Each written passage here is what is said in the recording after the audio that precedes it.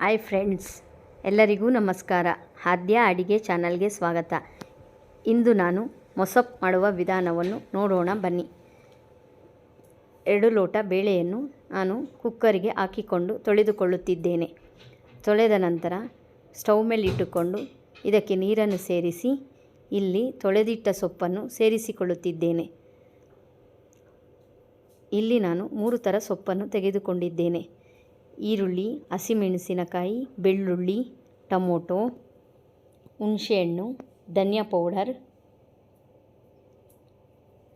ಹಾಕಿ cooker ಲಿಡ್ಡನ್ನು ಮುಚ್ಚಿ 3 whistle ಕೂಗಿಸಿಕೊಳ್ಳೋಣ.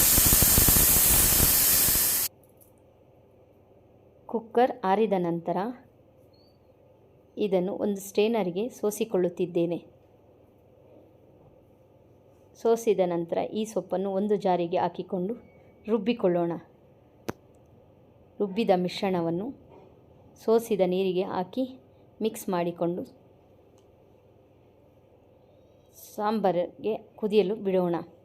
ಇದಕ್ಕೆ ರುಚಿಗೆ ತಕ್ಕಷ್ಟು ಉಪ್ಪನ್ನು ಸೇರಿಸಿ ಮಿಕ್ಸ್ ಮಾಡಿಕೊಳ್ಳೋಣ. ನಂತರ ಒಗ್ಗರಣೆಗೆ 2 ಟೇಬಲ್ ಸ್ಪೂನ್ ಎಣ್ಣೆ ಕಾದ ನಂತರ ಸಾಸಿವೆ, ಜೀರಿಗೆ,